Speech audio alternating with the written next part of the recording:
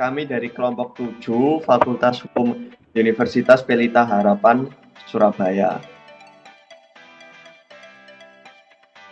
Perkenalkan, saya Wasman Gaston dari kelompok 7. Halo, perkenalkan nama saya Deborah Adia Garim Paramita Arika Putri, saya dari kelompok 7.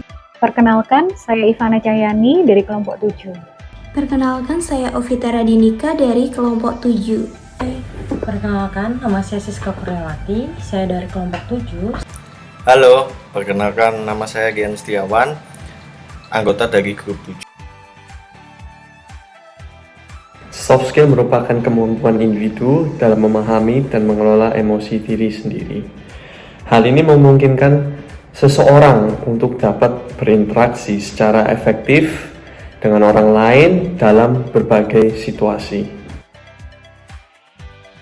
Soft skills adalah keterampilan non-teknis atau juga dikenal sebagai keterampilan umum yang dapat diterapkan untuk semua profesi.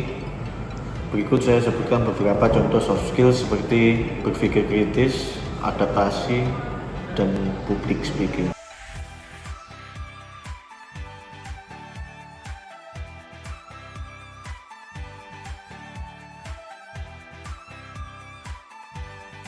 Proses di mana seseorang menilai dan mengevaluasi aspek-aspek tertentu dari dirinya sendiri.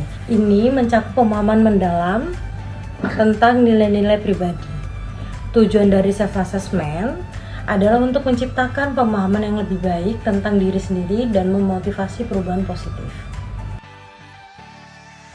Mengimplementasikan self-assessment dalam kehidupan saya selalu mengevaluasi kehidupan saya untuk menjadi manusia yang lebih baik lagi.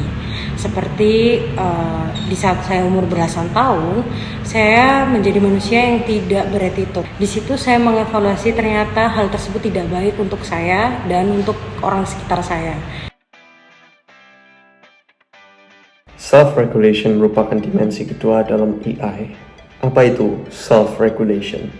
Self-regulation adalah kemampuan untuk memahami dan mengelola perilaku dan reaksi Anda terhadap perasaan dan hal-hal yang terjadi sekitar Anda.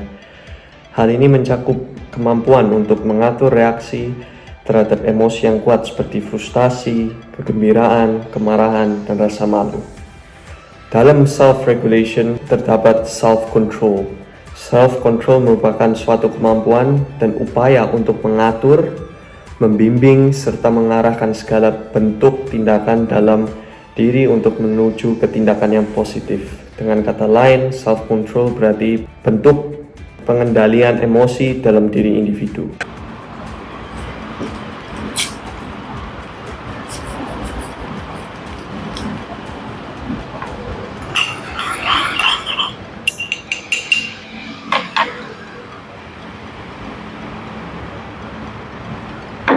Aduh, kurang manis ini.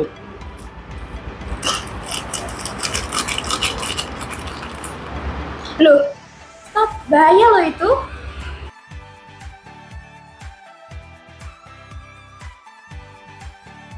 Poin ketiga dalam emotional intelligence adalah motivation. Motivasi merupakan sebuah dorongan yang berasal dari dalam diri sendiri untuk mencapai sebuah tujuan. Di dalam motivasi, terdapat sebuah sikap optimisme. Dengan bersikap optimis, akan membuat kita lebih fokus dan lebih mudah dalam mencapai sebuah tujuan, dan tidak berpaku kepada sebuah kegagalan. Bagaimana dengan penerapannya?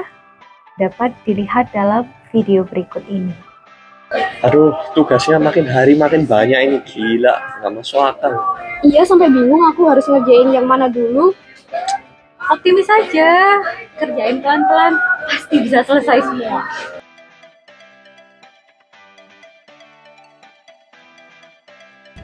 Kemampuan untuk memahami apa yang dirasakan orang lain, melihat sesuatu dari sudut pandang orang lain, dan membayangkan diri sendiri berada di posisi orang tersebut. Empati dalam keseharian yang biasanya saya lakukan dan bisa teman-teman lakukan ya, itu antaranya menghibur kawan yang sedang bersedih atau sedang kesusahan.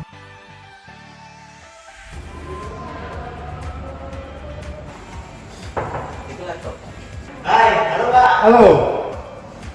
Apa kabar? Baik. Ada apa itu Pak? Kok tumben biasanya happy kok? Ini kok mukanya kusut ini. Iya ini, Mas. Kebetulan saya kesini itu, alhamdulillah saya bisa ketemu Mas Rian. Saya tuh bingung mau kemana. Kenapa Mas Rian lihat saya nggak happy? Memang saya sedikit ada problem. Jadi problemnya masalah keuangan. Anak saya itu mau ujian kuliah.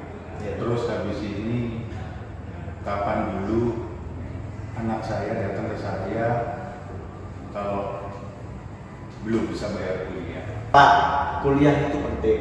Baik, kebetulan saya ini dapat rezeki dan saya ingin berbagi. Maksudnya bagaimana? Udah, Pak Sabto tinggal kirim nomor rekeningnya aja, nominalnya berapa, nanti saya transfer. Terima kasih banyak Mas. Terima kasih. Semoga Mas Rian juga sukses. Saya tidak menyangka kalau empatinya Mas Rian itu luar biasa. Atas nama keluarga dan saya pribadi, saya berterima kasih sekali atas bantuannya. Terima kasih Mas Rian. Di dalam poin terakhir, emotional intelligence adalah social skill. Social skill merupakan suatu kemampuan mengelola hubungan yang kita miliki dan memahami situasi orang lain. Di sini kita harus bisa berkomunikasi, mendengarkan, dan memahami situasi orang lain. Di dalam social skill terdapat sikap leadership. Leadership adalah kemampuan seseorang untuk mempengaruhi dan memotivasi orang lain untuk melakukan sesuatu sesuai dengan tujuan bersama. Dalam penerapannya bisa dilihat melalui video berikut ini. Kak, nanti meetingnya di barat aja ya? Males aku kalau jauh-jauh. Timur aja. Aku ke barat kejauhan. Aduh, tambah jauh lagi ke timur. Nggak bisa. Timur Udah, ada lah. apa sih ini?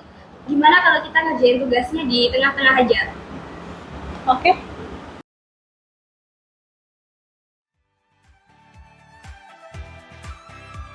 Nah, setelah kita mempelajari 5 poin di atas, maka kita dapat simpulkan 5 poin tersebut sebagai berikut. Yang pertama adalah self-assessment, yaitu penilaian terhadap diri kita sendiri dengan melihat tingkah laku kita sebelumnya, apakah kita sudah masuk kriteria kita apa belum. Lalu yang kedua ada namanya emotional self-control, yaitu pengendalian terhadap emosi kita. Lalu yang ketiga ada komitmen, perjanjian terhadap seseorang dalam jangka waktu yang lama atau panjang. Lalu yang keempat ada namanya understanding others, yaitu memahami perasaan orang lain dan emosi dan memberikan perhatian kepada orang lain dan memberikan kekuatan satu sama lain. Lalu yang terakhir ada leadership, yaitu kita mempelajari bagaimana kita menjadi seseorang yang pemimpin yang baik bagi lingkungan kita sekitarnya dan bagi lingkungan anggotanya.